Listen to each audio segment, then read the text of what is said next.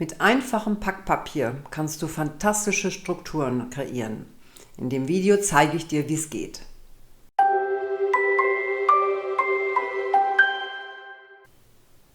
Das Material für dieses Bild ist eine Leinwand von 50 x 50 cm, ein großer Streifen Packpapier und noch 3 kleine Streifen Wellpappe.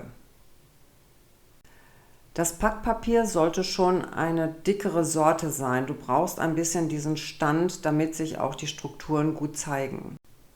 Zum Kleben des Papiers nutze ich ganz normalen Acrylbinder. Der hält hervorragend und ist am Ende glasklar aufgetrocknet. Ich streiche jetzt hier den Bereich, wo das Packpapier aufgetragen wird, einmal mit dem Binder gut ein. Bevor du das Papier aufbringst, musst du es gut nässen. Sonst ist es zu steif, sonst kriegt es auch keine Verbindung zu dem Acrylbinder. Durch das Wasser dringt der Acrylbinder auch sehr gut in das Papier ein und so sorgst du dafür, dass diese Schicht auch wirklich hervorragend dann hält und nicht irgendwo abblättert. Und damit aus dem Packpapier auch wirklich tolle Strukturen werden, muss es geknittert werden. Einmal gut durchkneten, dann merkst du auch gleichzeitig noch, wo Wasser fehlt. Und dann bringst du diesen Streifen so zerknittert, so unordentlich, wie er jetzt auch da liegt, auf den Untergrund.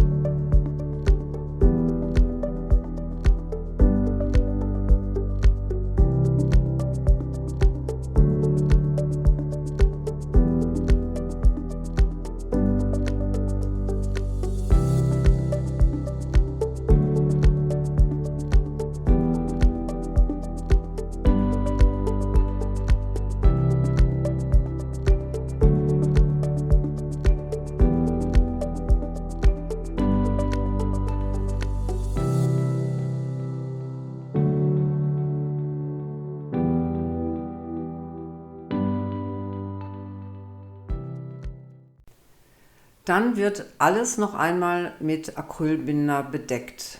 Nimm ein Malmesser und drücke wirklich diesen Acrylbinder auf das Papier hinauf. Versuche alle Luftblasen, die noch unten drunter sind, mit dem Malmesser herauszudrücken und sei auch nicht zaghaft mit dem Binder. Wir brauchen eine ordentliche Schicht, damit das Papier sich wirklich gut mit dem Untergrund verbindet und nicht irgendwann in losen Zipfeln hervorsteht. Dann sind die Wellpapierstücke an der Reihe.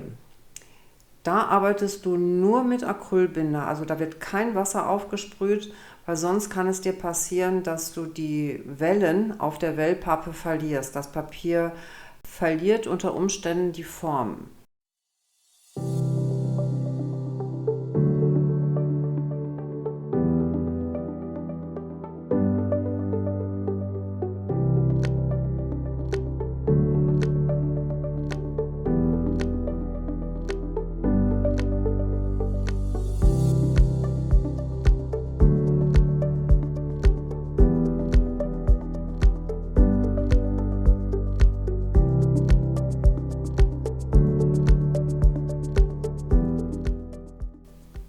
Und damit deine Wellpappe eben diese Wellen behält, gehst du jetzt auch noch mal mit einem Pinsel und Acrylbinder über die Wellpappe.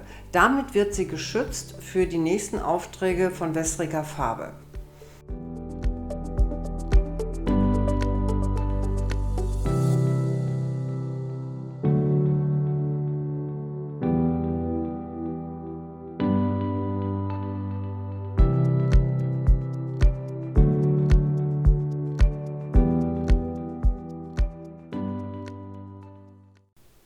Mit dem Malmesser trennst du dann einfach das überstehende Papier ab und das, was dann noch übrig ist, was so ein bisschen über den Rand steht, drückst du einfach am Seitenrand an. Und das ist so stark mit Acrylbinder eingeschmiert, dass das jetzt auch automatisch am Rand hält. Zum Schluss streichst du noch die restliche Fläche mit Acrylbinder ein, sodass wir wirklich eine gleichmäßige Oberfläche haben, und damit ist dieser Arbeitsschritt fertig. Deine Leinwand braucht 2 Tage zum Trocknen, aber dann ist sie bestens präpariert für den nächsten Schritt, und der ist ganz einfach. Du musst nämlich das Ganze einmal weißeln. Mit weißer Acrylfarbe streichst du jetzt alles komplett ein, sodass du einen neutralen Untergrund hast. Sollte dein Papier noch durchscheinen, darfst du auch gerne noch ein zweites Mal streichen.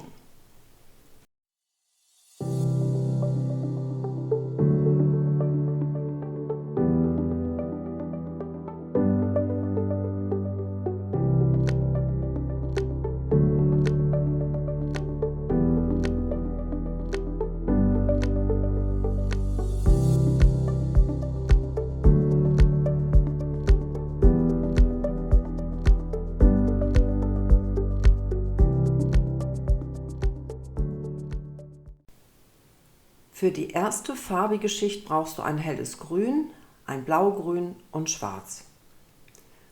Und bevor du überhaupt startest, wird die ganze Fläche einmal eingesprüht, sodass du also auch Wasser auf der Fläche hast und deine Farbe verdünnt aufgetragen wird. Du brauchst insgesamt viel Wasser bei diesem Vorgang. Die Farben werden also nicht kompakt, sondern in flüssiger, lasierender Form aufgetragen. Starte mit dem hellen Grün und lass dich einfach mal leiten. Es wird eine Grundtönung werden, in den später die anderen Farben einfließen werden.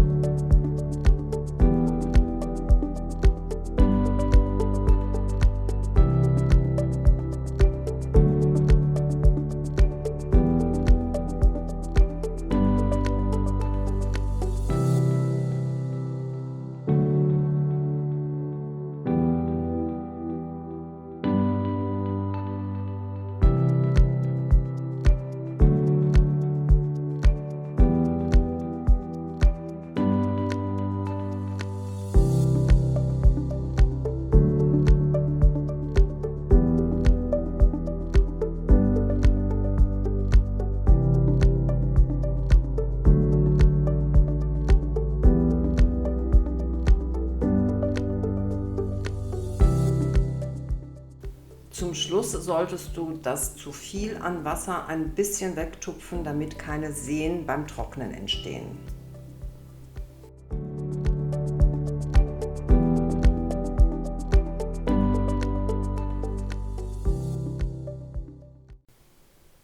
Bevor du weitermachen kannst, muss diese Schicht natürlich erstmal richtig trocken sein. Das dauert bestimmt 1 bis 2 Tage, aber dann hast du eine sehr schöne Grundlage für einige Highlights.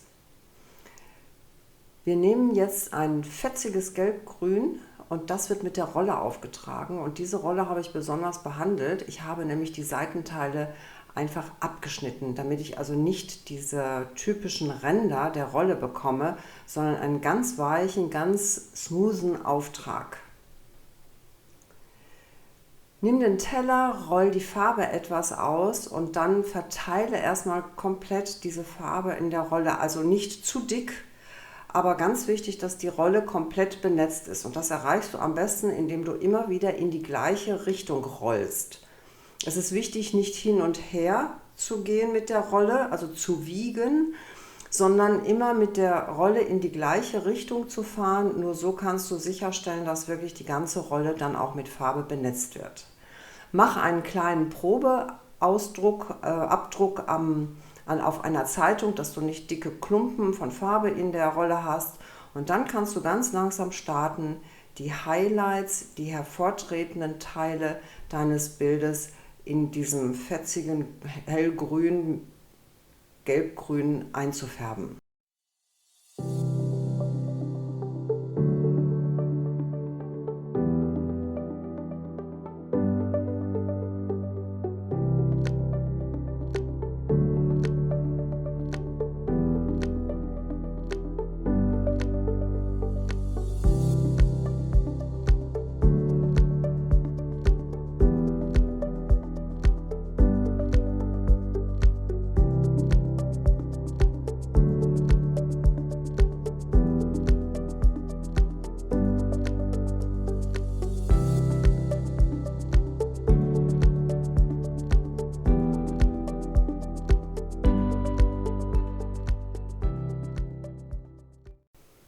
Es kann sein, dass dein Bild zu diesem Zeitpunkt schon fertig ist, was die Farbigkeit betrifft. Ich wünsche mir jetzt allerdings ein bisschen mehr Dunkelheit in den Zwischenräumen, möchte das aber nicht mit zusätzlicher Acrylfarbe lösen, sondern mische mir dazu eine Wachspaste aus Wachssalbe und Pigment. Am Ende hat diese Wachspaste eine Konsistenz wie Schuhcreme und ich kann sie mit einem Lappen dann auftragen, ganz gezielt. Ich verderbe mir nicht die vorhandene Arbeit und das ist ein Arbeitsvorgang, den ich sehr häufig bei mir abschließend bei meinen Arbeiten an den Bildern durchführe. Zum Auftragen der Wachspaste brauchst du einen Baumwolllappen. Den drückst du einfach in dieser Paste ab und kannst dann mit dem Lappen direkt diese Farbe, diese Farbigkeit in dem Bild einbringen. Wo du diese Wachspaste bekommst, beziehungsweise auch alle anderen Materialien oder wie du die Wachspaste selber herstellen kannst, findest du hier im Begleitheft. Klick einfach oben rechts.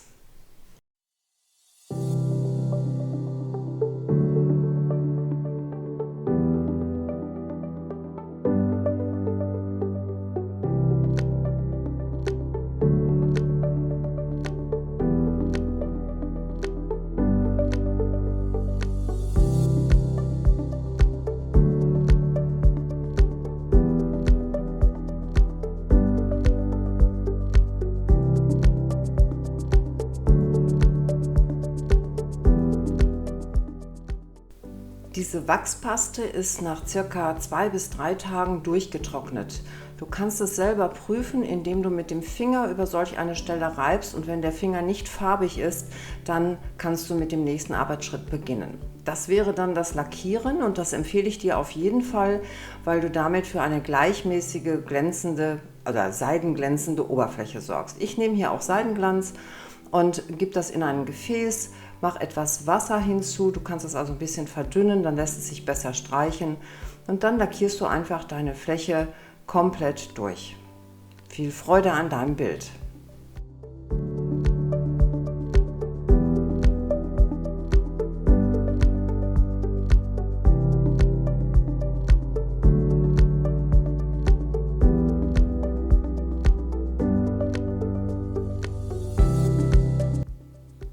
Und wenn dir das Video gefallen hat, freue ich mich über ein Like, abonniere meinen Kanal und klicke auf die Glocke.